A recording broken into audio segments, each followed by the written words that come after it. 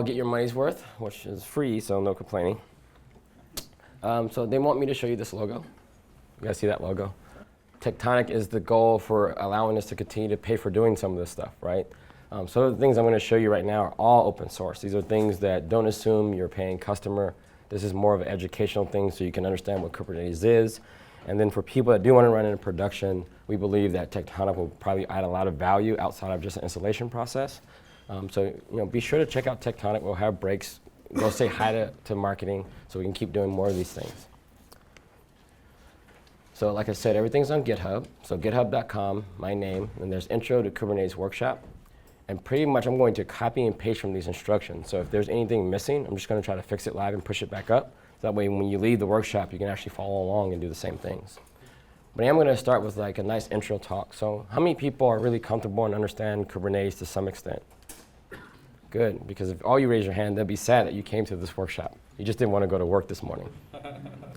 So I'm going to assume you guys are all here to learn about Kubernetes. So I'm going to walk through some of the ideas.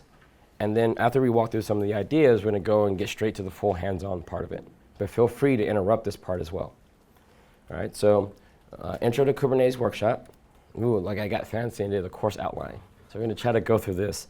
So the main things, and I think people that are successful with the Kubernetes, I have met people that are actually running Kubernetes in their staging and development environments, and some people that I'm really surprised are using it for some small production workloads, just so they can kind of get ahead of the 1.0 announcement and curve. But these are the concepts you need, right? So what a container is. And a lot of you are familiar with containers in general, which is good, but we're going to talk about the things that Kubernetes assumes about how you're going to interact with your containers. Pods, this is a very key concept of Kubernetes, and we'll talk about the details there. Labels are really, really awesome, and this is how most of the Kubernetes systems work. So be sure to pay attention to when we start talking about labels and we show off labels. And then services. So services to me is probably one of the key goals where when someone would ask the question, why would I use Kubernetes over what I'm currently doing? And this whole service discovery piece that's built into Kubernetes, to me is some of the main reasons why people would like leave a hand-rolled system to a system like Kubernetes. Like having the ability to move pods around and containers around and have them automatically find each other again is really powerful, and I watch a lot of people struggle trying to roll that on their own. So we're gonna highlight that a little bit. And then the key to all of this service discovery stuff is Kubernetes' networking model. So in Kubernetes' network model, we assume that every pod in the cluster has a first-class IP address, right? And so far, in a lot of the Docker networking story, we've been looking at overlay networks like Weave and Flannel and all of these things to compensate for the shortcomings inside the cloud. Like most cloud providers don't allow you to do what I consider real networking. Some things you should avoid, like too many things at layer 2, like connecting physical plugs into servers and broadcasts. Those things can get messy, especially as cluster size grow. But there's other things that actually do work, like layer 3 networking. And a lot of cloud providers don't expose that fully. Some do. So we're going to attempt to see what some of that looks like as well. But the Kubernetes networking model assumes that every pod can talk to every other pod in the cluster. Now, if you throw firewall rules in there to prevent that, that's up to you. But the model dictates that all things need to be able to talk to everything else. So once you do that, a lot of the assumptions made throughout the rest of the cluster start to make sense, right? So this is much different from the Docker model where you do Docker and --P, and you get like this random port, and then you deal with port conflicts and mapping between hosts, and you're sharing IPs. This is every machine the application becomes this unique identity, mainly because of that IP address. And that, for us, mentally, is the final thing that you need to decouple the app from the machine, right? You don't share the IP address anymore with the host. All right, so the Kubernetes infrastructure, so what we're going to kind of talk through here. And the reason why I did this here is because I didn't want to just show only the CoreOS way of doing things like cloud configs and then like how do you manage the more complicated stuff. So I'm going to use Terraform to kind of represent there's more orchestration needed in a larger cluster setting. And when you're going to go to production, like credentials and passwords and usernames and things like that, how do you grow the cluster after the fact? And right now, Terraform has some nice principles, so I want to introduce Terraform to people and like just as a thought process. But you're free to switch out Terraform for any other tool that you're comfortable with. CoreOS is at the bottom. We're going to use Docker as the runtime engine. So Kubernetes does support Rocket and Docker. But 1.0, Docker is going to be the officially supported thing. So that's what we're going to focus on here. etcd is an implementation detail of Kubernetes, but all data is stored in etcd. We're going to happen to have a dedicated etcd cluster, and we're going to point Kubernetes at it to use it as well. But what you see normally is that you'll have an etcd cluster, and that belongs to CoreOS, Fleet, and Flannel. But Kubernetes wants its own etcd instance because it doesn't want to be concerned with contention from other parts of the cluster. In Kubernetes, you lose etcd, that's it, it's a wrap. All those pods that you deployed, this is very much a global view type of scheduler and cluster management system. So the principles behind a high available store like etcd are required to make this thing work long term. Every other component is stateless, and they assume that you can blow them away and come back, and they get their cluster state from etcd indirectly through the API server, and we'll see that in our setup. We have the Kubernetes controller, and when I say Kubernetes controller, we're talking about three main pieces here. There's an API server that's well specified. Every object has a definition, a type, and a full schema about what it supports. And the API server is the thing that is the only actor in the entire Kubernetes cluster that talks to etcd. And everyone does watches on the Kubernetes API. So no watches on etcd, you do it on the Kubernetes API. Everything else, and the next component inside of the controller is the actual scheduler. We won't go into like the deep CS theory around scheduling, but the scheduler that you find in Kubernetes today is a monolithic global scheduler, right?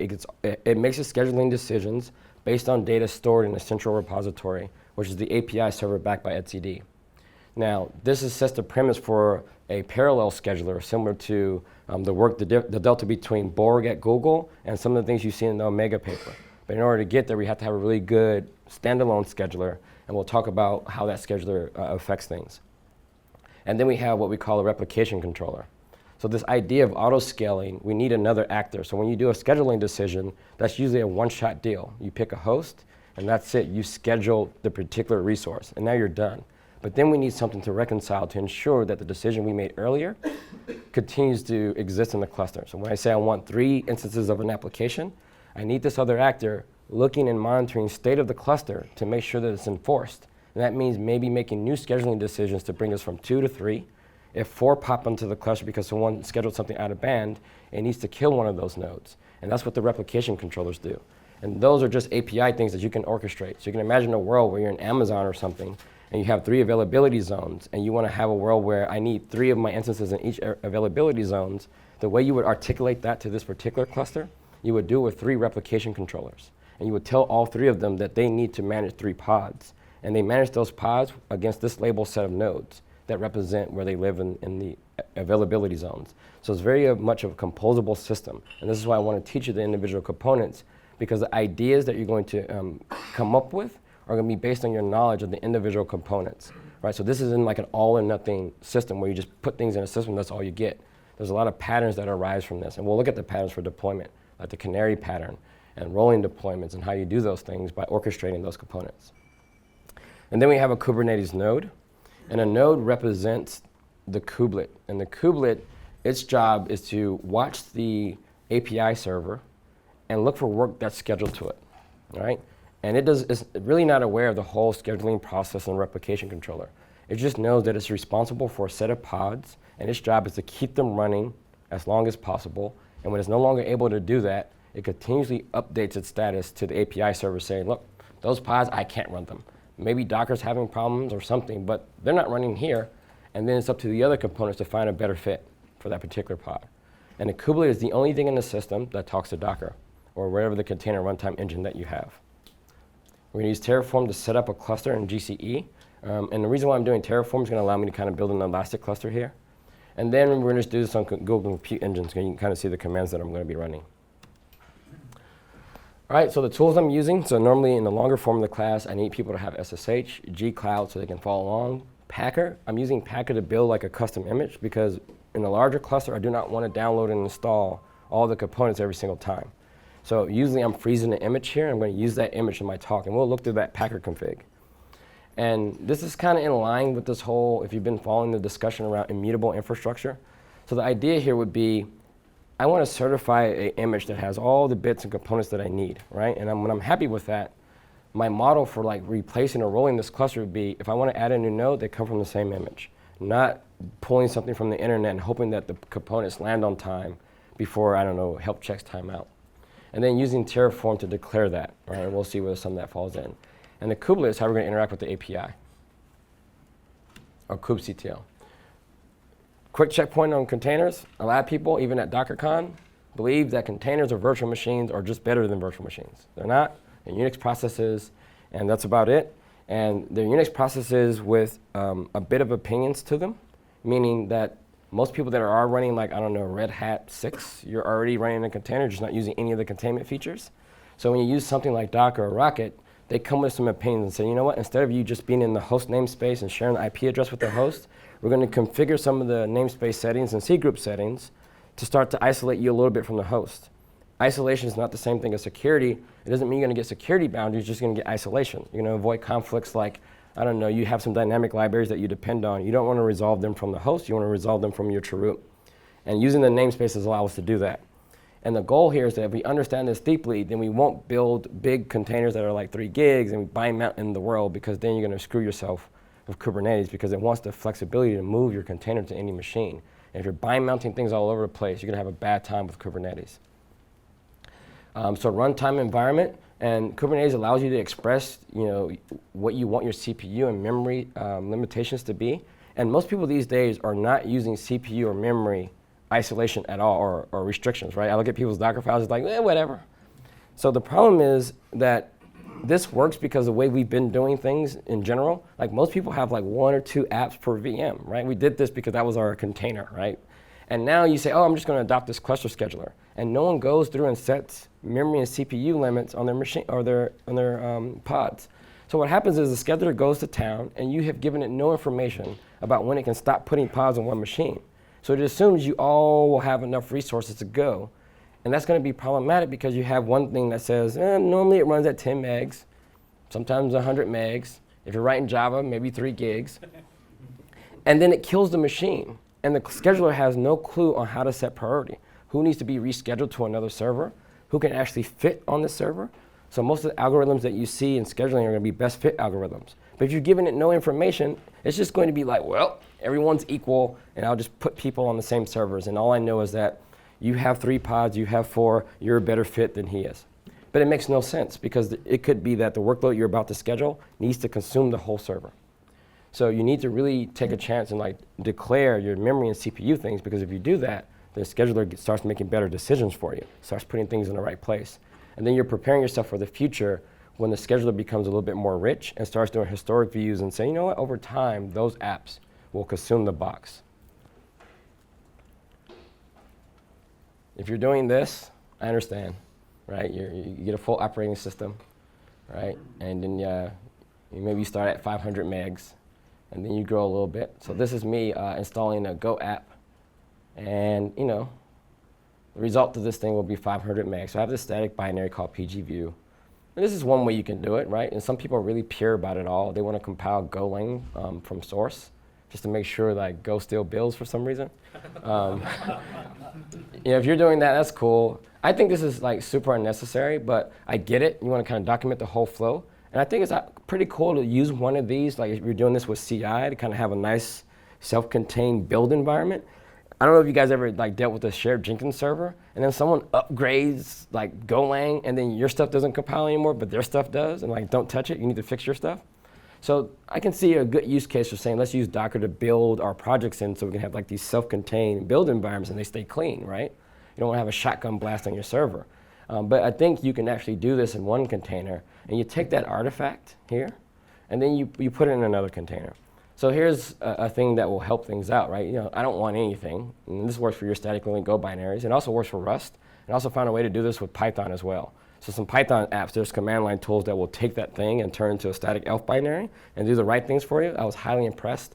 If you've never used Docker Compose before, but that's what they do. That project's written in Python, has tons of dependencies, but you can pull it down and run it as a static library or a static binary with no dynamic linking. So that's pretty cool. So I'm starting to see a pattern where more and more runtimes are going to give you the ability just to put a binary inside your image and still do its thing. Then the question arises, why would I even put my static binary if it's self-contained in an image? And the reason for that is you need some type of transport, right? How do you copy static binaries around? SCP, rsync, right? That doesn't just work. So it's much easier to just say, look, we have a standard that we just put this thing in, and the image format allows us to specify memory, CPU limitations, mount points, and all the things that you need to tell the runtime what to do with it. Your static binaries alone, you can't do that. You end up just writing scripts to try to communicate these things. And so in this case, I end up with a 4 meg binary, right? Now this is key when you start talking about having lots of nodes in a cluster, right? You start to have these 500 megs and everyone assumes, well, I only have to pay the cost once. Nope, larger cluster and things start to get auto-scheduled around. You're paying that cost every time there's a scheduling decision, and hopefully you're recycling your nodes from time to time. So I don't want to count on like 500 meg images. All right, so Kubernetes, high level, container management, scheduling, and service discovery. It's not a PaaS. It's not Heroku. It's not Deis. It doesn't provide all of those things.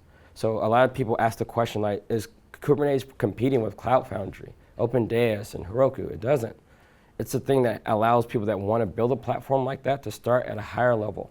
So right now, if you want to build one of those platforms, you got to like figure out service discovery. You're going to use HA proxy, etcd, or console. You're going to hand roll all of this stuff to give people, and then layer on top this platform as a service thing.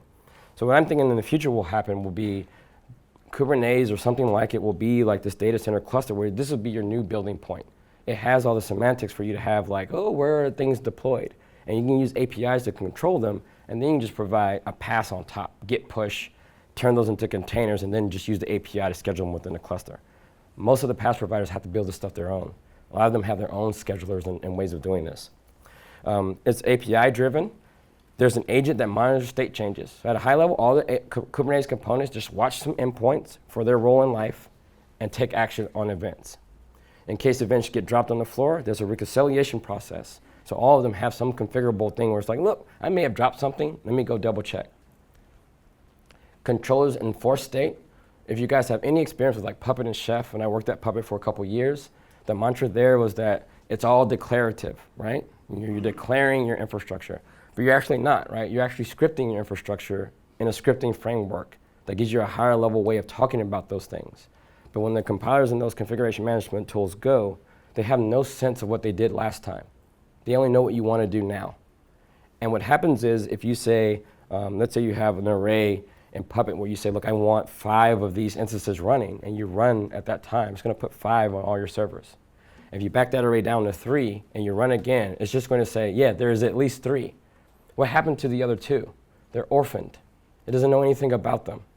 You can't roll back because it doesn't know what the previous state was. It only assumes that when I compile my manifest, I'm just going to basically execute a set of scripts. That's not declarative. It's a scripting framework. And it throws people off. And it's hard to manage applications with a configuration management tool because it doesn't have enough information. So Kubernetes allows people to say, look, here's what I want, and then the system keeps it in play. You never describe how. You describe what you want, and the system does it. And if there's something missing, you're going to have to build it into the system because there's no bash hooks.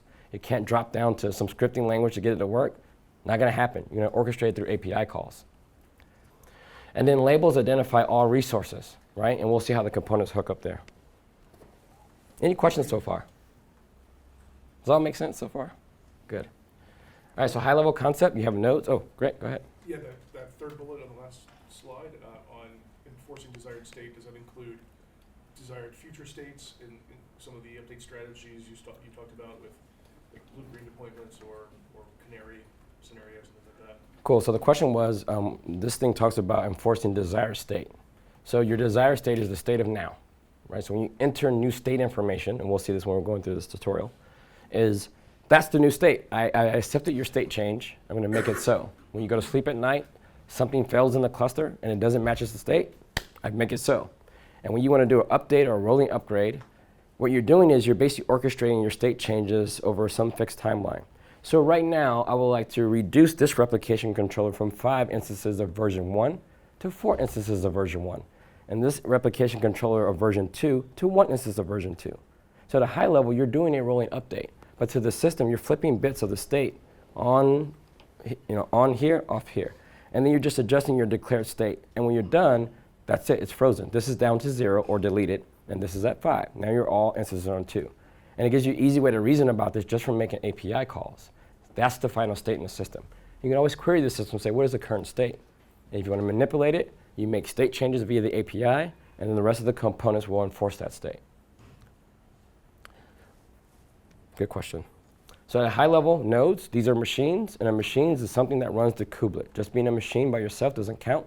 You need to have the kubelet running. Pods are 1 or more containers. that run in the same, I would say, container environment, meaning you get to share your network namespace. So the way this works, the kubelet gets instruction that it needs to run a pod.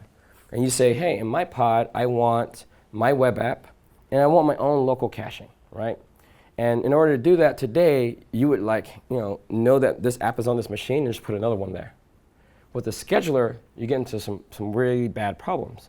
Because what the scheduler uses is a queue of jobs that need to be scheduled. So if you want to make sure that memcache is on the same server as you, it's really hard to articulate that because I scheduled the first thing, the web app, and it may so happen that there's no more room on that server to schedule memcache. I have to put it on another server. It can no longer be local. I can give you no guarantee. So in order to fix that problem, we have a pod, and we say, in this pod, I need these 3 containers, these 2 containers. And what will happen is there'll be an infrastructure pod that gets set up on the machine. And that's the pod that gets an IP address from Docker. Now what you can do in Docker, even on the command line, you can say, all right, Docker, these next set of containers, I want you to join the network namespace of that container over there. So then they start to link themselves in the same network namespace.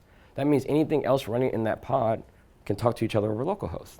Now you have the option of sharing other things like IPC. You can share mount points between them. But then they become this logical unit that gets scheduled as one atomic unit. So we tell the kubelet, these 3 things need to fit or not, right? So you get an atomic scheduling unit. The scheduler, again, it's responsible for taking the things that you want to do and finding the best fit. Replication controllers keep the desired state that you want. It works pretty much like an auto-scaling group. So you have these pod templates. Like, if you need to spin up another thing, here's the template for doing it. And you fill in the blanks, and we'll see that. And then the service is how we actually do service discovery. We use VIPs that don't get tied to interfaces, IP table stuff, and we'll dive deep into the IP table stuff. But we can use these virtual IPs or DNS if you add it on. And then what happens is these virtual IPs are fixed cluster-wide. And there's a proxy server that runs on every single node in the cluster. And the proxy server's job is to update IP tables with rules that come in from you declaring a new service. And we'll see what these look like. And when you declare a new service, it will enter an IP tables rule on every machine because that binary is running on every machine. It says anything destined for this virtual IP, it comes to me, the proxy server. And I'll go do a dynamic query to Kubernetes to find all the pods that match the labels that are associated with this virtual IP. That handles service discovery. So when you deploy your applications, you only need to reference the virtual IP. The virtual IP is not bound to any interface. So you don't have to worry about a machine dying and then having to restart all the pods to find everything else. So that nice decoupling allows you just to fix a fixed asset, and then everyone can reference that to the end of the time. And as pods move around, since the label queries are dynamic, you don't need to keep track of them and have old state. And we'll see that.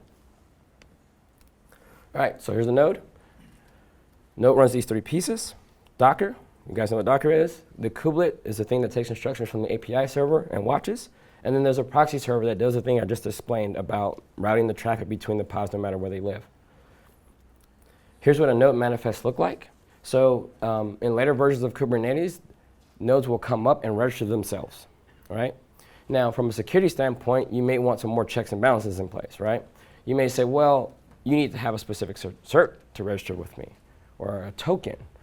Or you may say, I don't want you to auto-register yourself at all. I'll register you. You can imagine a bigger setup where people are racking machines in a data center, going through a burn-in process, and once they all check out, they'll make an API call to add that machine to the cluster. And once it's added to the cluster, it goes through a few checks, and then it becomes ready. When it's ready, it's part of the scheduling decision. You pull it out, all the pods get drained and move somewhere else, and it goes away. Less resources in your cluster. But this is how you declare one of those, and we'll do that.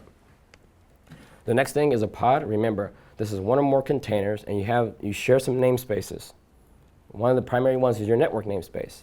So you can articulate in my pod needs a web front end, memcache, and this infrastructure container is the thing that just like a no-op, it just pauses and just stays around forever, holding the IP address from Docker. And all the things in the pod just join it. Here's a pod manifest. This is not a complete one, but here's kind of what it looks like. You declare that I want to use this version of the API. 1.0 goes live in about 3 weeks here. Some metadata. These labels are important if you want to be able to find the pod. Here's a bunch of containers that I need. So here, there's 2. My web app being pulled from this registry, and memcache being pulled from the Docker Hub. And these things help service discovery know when it proxies things to that particular container, what port it needs to proxy to. But everything inside of this envelope can address each other on localhost. The previous slide, can you just elaborate a little bit more on what is that infrastructure icon? Is that a daemon or? So the infrastructure pod, yes, it's a daemon that just blocks and does nothing. Tries not to eat up any CPU cycles, just blocks and holds, so it doesn't exit. So it's a container, and all it does is just sit there and does nothing, consumes no resources.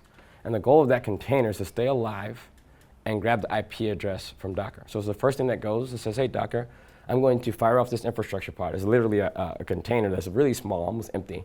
And it just says, give me the IP. And Docker does its default behavior. When you launch a container, it looks at the bridge and increments the number. He grabs that IP. And now that I have that container ID, the rest of the things inside the pod, I can say, Docker, give me a new container and join it to the network of that container. And that way they're logically in the same group. But that is for the reason of the Docker setup, right? What was that? What was the question again? So you start that infrastructure container, grab the IP, join the other containers for it's a workaround, so to say, for the setup how Docker is built. I don't know if it's a workaround, because if you think about it, at a very low level, Docker allowed this to be easy to implement in the way that Kubernetes wants to implement it, right? So it was a low enough building block to say, here's a container as an atomic unit. You can orchestrate them and compose them and layer them however you want, like Lego sets, right? Like it will suck if it's like, hey, here's like a full tree and a full house, and then you have to like reverse engineer it. If I just give you a bunch of bricks, you can do whatever you want with. So I look at this as not really that bad of a thing. It gives me a way to say, each individual container, I can give memory and CPU restrictions on. The whole pod, I can give a global set of restrictions on, right? So it's like really nice to have these fine-grained things, because it's also nice to be able to restart a container in a pod and not the whole pod, right? So Docker exposing the idea that there's a single container, I can send signals to that single container, right? Understood, but it feels strange that you have a particular container just grabbing the IP and forwarding that to having the others joining that just for the IP.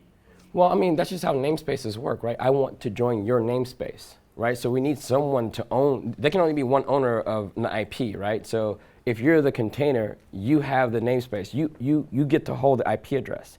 I'm just telling the others, there's no reason, I can't share that single IP. So remember the contract. Every pod must have one IP address on the network, not every container. So there's no way I can give every container another IP, because then I violate the contract here. We want to address these pods as a single identity. So this is why we compose the namespaces. And it just makes sense when you get a feel for it, because you address that thing, now it looks like a server. You have this process tree going. And on the server, all the processes inherit the IP address. So it just makes sense to compose it this way. All right, so here's the scheduler. Really simple. So global scheduler. Oh, question? Going back to the pod manifest, Yeah. how do you recommend creating those files? Like, for example, if you push a new code and Jenkins builds a new image, like now, if I were to use like that pod manifest, like let's say do a rolling upgrade, I would probably need to upgrade that label that says like 1.00 to 1.01. So the labels don't have the version. I'm sorry, not the label. The image. Yeah, right there. Yeah. Image. You're going to say, I declare a new image. So you recommend like maybe writing a script to generate one of these pod manifests, or like how do you? So that's up to you. So in Tecton, there'll be web GUIs. There'll be command line tools. Some people may have a sed script that just like sed replace this thing and feed it to the API. There is a patch command in the kubelet to say, look, take that object and I want you to patch it. I want you to change the image. And then what will happen in the system, it will say, all right, cool, I'll create another version of that object and destroy the old one, and it will have your new desired state. And then we'll take action on your new desired state. So that exists today? Yes, yes. But normally what you would do, if you had like a smaller shop, you would probably like GitHub these things, like check them out and put things in there. Or if you wanted to have a more automated system, you're right, you would probably do a new build. But the thing is, every container that you produce is probably not the container you want to deploy. So you know, it's like, hey, you know, like maybe in a lower environment, you may just interact with the APIs, like you do your build, and you have this template, and you say, look, I want to submit this particular container. You just do it with the template by just inserting your version. But when you go to production, there needs to be some agreement on like what's running there. And this is the whole point of this. Is like we need to know what's actually running there so we can query the system, versus just being like random, like I don't know what's running, man. Just start over, right? We're gonna try to avoid that. But we'll see this when we get to the hands-on stuff. All right, so here's the pod. It only schedules to machines that are healthy. We do a best fit, very simple. You enter a pod into the API server. The scheduler takes action. It picks a host, picks a node in the cluster, and it puts the pod in its namespace and etcd. An event will be fired through the API server. The kubelet that's now watching will say, oh, a new pod is there for me to do, and I'll make sure that it's running, and I'll report pod status for here on out, letting you know that the pod is healthy and it's running. If the pod becomes unhealthy, a replication controller will say, well, you're unhealthy for too long or you don't meet my specification. Don't run the pod anymore. It loses visibility, and then it will kill the pod on its local machine, and it will go away, and the scheduler will put in someone else's queue to be responsible for. It's pluggable. You can actually write your own scheduler if you want. You can actually have Mesos support as integrated upstream, so if you want to use Mesos as your underlying scheduler, you can do it. These are all separate binaries, and if you have, that's your thing of writing schedulers, totally can do that. Replication controllers, these are the things that look like you give it we saw a pod manifest, you give it a template, and you say, hey, I want you to give me 3 of these pods using this template.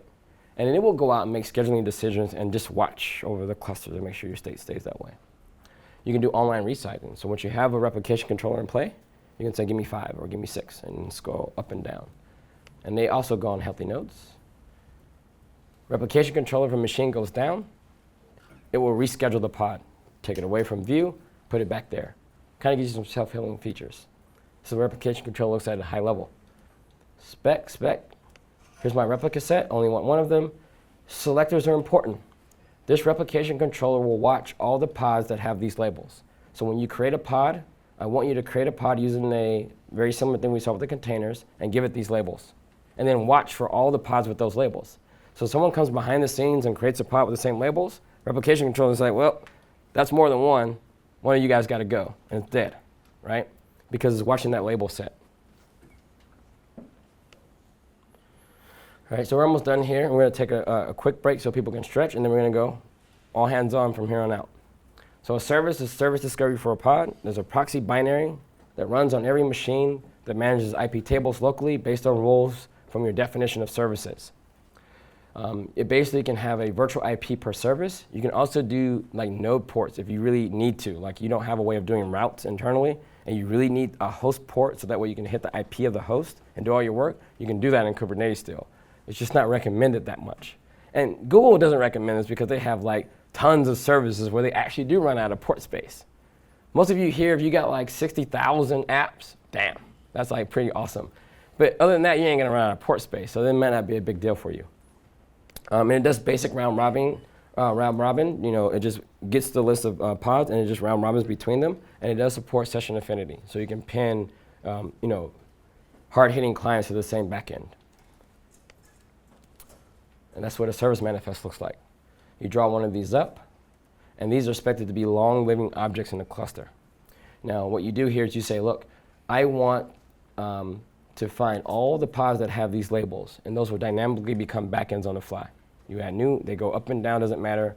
Every time this thing gets hit on the VIP, it will basically find all the pods that match this label and proxy traffic. Proxy to where?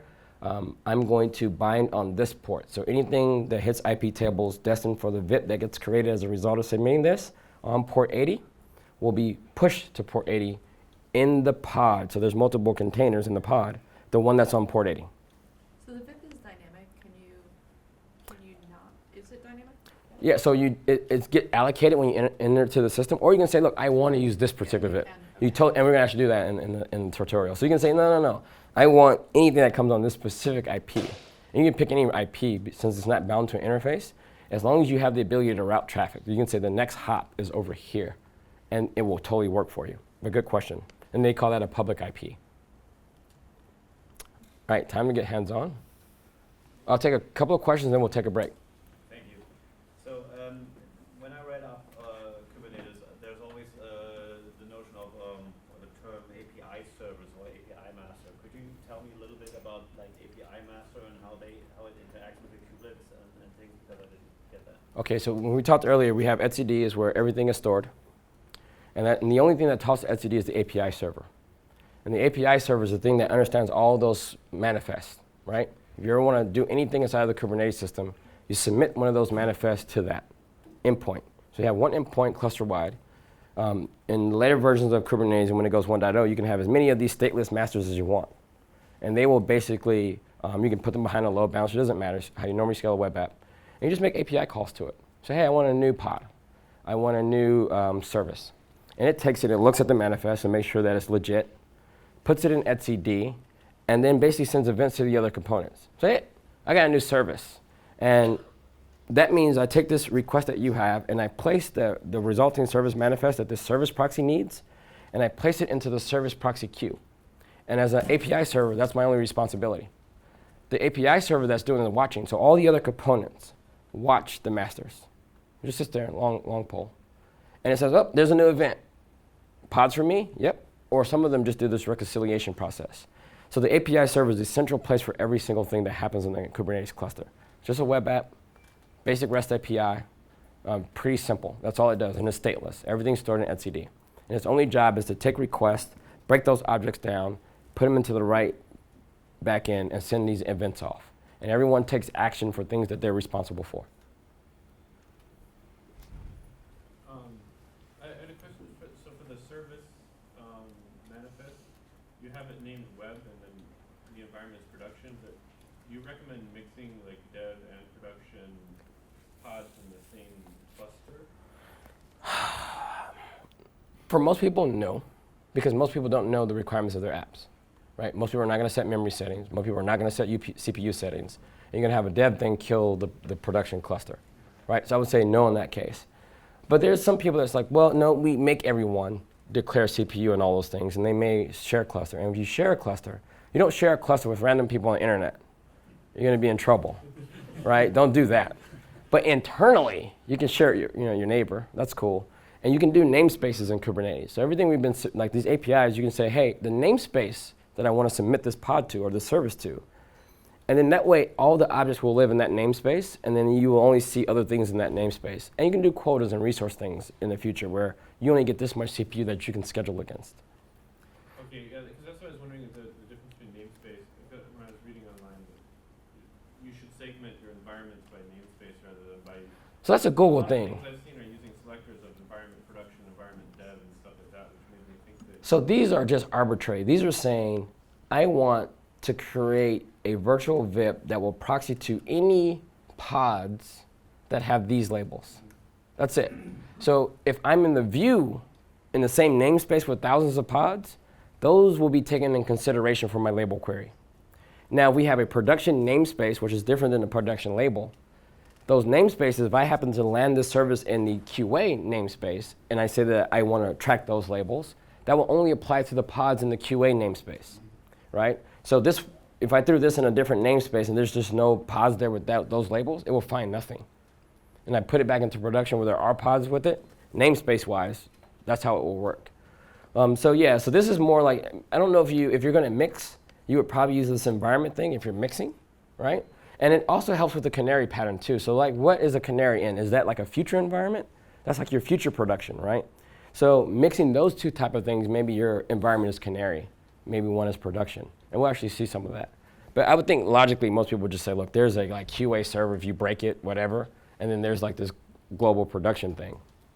And if I want to use like namespace, do I define namespace in the manifest for like the authentication controller and service? So when you make your API request is when you specify your namespace. So we'll see this when I'm on kubectl. I will say, you know what, the namespace for this request is foo.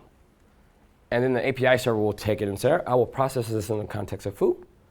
And then it will come alive in the context of foo. Now on the kubelet itself may run things in every namespace if it wants to.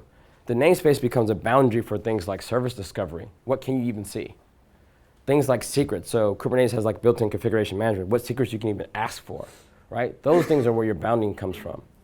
So namespace is just a way to kind of group things, and then in the future, it will allow you to group policy. You want to submit 50 things to production? Nope. And in this namespace, you don't have enough CPU in your quota to do this. So another thing we can hang policy off of. Slightly off topic, but could you differentiate between fleet and Kubernetes? Like, what is the difference between the two? And Okay. Kubernetes is replacing So the question is, can I differentiate, what are the differences between fleet and Kubernetes? right? So fleet is a very low level scheduler, right? It's basically a system CTO at a global view, right? And in this world, the jobs you describe are just systemd units and a little bit of metadata, right? So one thing we can tell fleet is like put it on everything, right? And it just basically would do what you would do manually, install some unit files on every machine and make sure they're running. You can say fleet, it has a very simple best fit algorithm. Fleet, I need one of these running. Actually, you don't say that to fleet. You say fleet, I have this unit. You don't say fleet, I have 10 of them. If you want 10, you got to make like 10 things using the whole template thing, right? So you don't necessarily articulate to fleet that I need 10 of these things. You just say, you run one, it gets scheduled. You run this other one. And you have some dependency mapping, but it's very simple scheduling. Service discovery, nope, there's no service discovery in fleet. Quotas, nope, there's none of that in fleet. Some of the semantics around the replication controls and how you orchestrate that. So how would you say fleet, I want you to do a rolling update based on these labels. Doesn't do that. And the goal with fleet was to build something on top that would know how to do all these things to present to you in like a REST API, kind of like the one we see in Kubernetes. And once it made its decision, turn it into a unit, submit it to the system, and let systemd take care of process management. So today, Docker takes care of process management, and the kubelet talks to Docker. But in the fleet world, we will take your high-level thing with a new tool, and then give it to fleet, and fleet will turn it into a unit and let systemd take over, right? And then all the systemd tooling works. And then Kubernetes gets announced. So what do you do as a startup, right? Like, do you like, oh, we can destroy Google? We looked at the system and said, hey, it makes sense. It has the principles that we want. Let's invest in Kubernetes. What are we doing with fleet? Some people still love fleet. That's all they need, right? I have n number of servers. Fleet works for me, right? So we're learning some things that we need to fix in fleet. Just from using Kubernetes long enough, I see some of the patterns could be different in fleet. Like this idea that you only watch for things that are meant for you. So that would be nice if fleet had a queue system where only the machine ID that I scheduled to is the only one that looks, versus everyone trying to figure out is it for them. So there's things we can do in fleet to make it a little bit more efficient. Maybe we make metadata a little bit better. Maybe we kind of adopt some of these patterns that we're starting to see. That's going to be up to the community and how far they want to go. But for a larger system, we know for a fact we're going to have to end up implementing all of this Kubernetes stuff. It just doesn't make sense to do that right now. But fleet will be around for that simple, solid use case. Good question. And then, I heard you say that you could use any scheduler you want, including Mesos, for this. Schedulers are pluggable. Would Fleet be one of the pluggable schedulers or no? if we wanted it to, maybe. So here's the contract. Someone submits to the API server, and it's like, hey, I need some pods. Sweet. So in the queue, it's like, hey, all right, scheduler, whoever is the scheduler, I don't care who the scheduler is. I got pods that need to be run somewhere. And right now, there is no kubelet or node assigned to this pod. They're just empty. They're waiting. Now, we just delete the Go binary that handles this by default. And we say, you know, I'm going to write my own scheduler. Your job is to watch that particular part of the API for things that are unscheduled. And your job is to be able to understand that JSON manifest that you pull from the API server. And your job is also to be able to make a scheduling decision based on all the node information that's in the API server. So if we wanted to do this for Fleet, it would be Fleet, you need to start watching this endpoint. When an event occurs, you need to be able to parse this particular JSON file. And then you need to be able to also look back into Kubernetes and look at all the node definitions, how many pods are running where, and make a decision. And then when you're done, you need to tell the kubelet about it. Now what Mesos does, it says, well, we have a hacked up kubelet to do things the Mesos way. And the Mesos way, your machines become slaves of Mesos, and they have this two-part scheduler. And so they make it work in their particular Mesos framework. So Mesos handles the scheduling of what resources you can do, and it flips it around a little bit and it says, look, this is the machine ID that you need to put things on. And then that just turns into a Kubernetes object that just kind of mimics the same thing, but it's really weird because Mesos has the ability to manage other frameworks and other schedulers, part of the two-part thing. So you can totally do it. Mesos has done all the work to respect the contract, so it works. And you can write your own if you want to do the same thing. It almost makes no sense to do that for Fleet because it'd just be like replicating the one that's already there. All right, so I'll take one more question here, and then I'll be around for questions too. I'm just going to give people time to like stretch and take a break. I just want to know how does the scheduler figure out which is the best node to put a particular pod on? Like what are the things it looks at? So it's evolved over time in its very simple mode, high level. You got a pod, and it has some resources. Maybe there's no resources defined. Let's just do one dimension. One dimension would be, so most schedulers make decisions based on how many dimensions, what they need to consider to be best fit. So let's just say we have 10 servers in our cluster and nothing's running right now at all. One thing I could do is say a new pod shows up. I would take the list of nodes. So I don't have to SSH into machines, which is good. I can just go to the API server and say, give me a list of all the nodes. And were there anything running there? So then we start scoring things. So we sort the list. And we say, hey, who has the most pods running? Well, they all have 0. Okay, that's our only dimension. So you know what? You're all equal. Let's just sort it. Now it's random. I'll pick one. Node 5 wins. That's it. We're scheduled. The new pod comes up. Same thing. Who has the most pods on them? This guy. He goes to the back of the list, and you almost randomly select another one. So then your scheduler just does this over time. This is a very simple scheduling. That's the best fit that we're using because we only have one dimension. Now let's say we want to be a little bit more fancy. Like you don't get high utilization that way, right? It becomes NP hard over time, right? So what you do is you say, well, what about, I want you to take CPU into consideration. So now it's like, well, okay, how do we get CPU information? So the kubelet has a tool called CAdvisor built into it. When you register it, and we saw earlier, we didn't register it with like how much CPU and memory it had. The CAdvisor will say, well, I'm now part of the system, and we have this matching name link. I'm just going to post status updates. I have this much memory. I have this much CPU, and I'm actually using this much memory. So now we got this richer dimension. Now when I do the scheduling, I have a richer scoring system. I can say, well, you have the most pods on you, but you have the most memory free. You're a better fit than everyone else that has least amount of pods and less memory. And if you look at the code base, that will be just an algorithm, right? That says, here's how we do scoring in Kubernetes. And this is where it gets really custom for people when they want to have better scoring. You may have a dimension to say, I want to, you get like bonus points if you have this video card that actually do workloads on. You jump to the highest list. And those are just custom schedulers, right? So that's just when you get to the point where it gets fancy. And this is why Kubernetes was designed this way. We know people are going to want to do this. But by default, you're going to be fine. It takes plenty of dimensions for you to do the right thing. So the kubelet right now does populate the... Yep, CAdvisor is like, and it's most of the things you get from C groups. CPU, memory, I think some networking stuff. And the scheduler right now doesn't consider all those dimensions, but the goal is it will. Cool, let's take a break, stretch, go to the bathroom. If you have more questions, feel free to ask them. But I just want to give people a break here.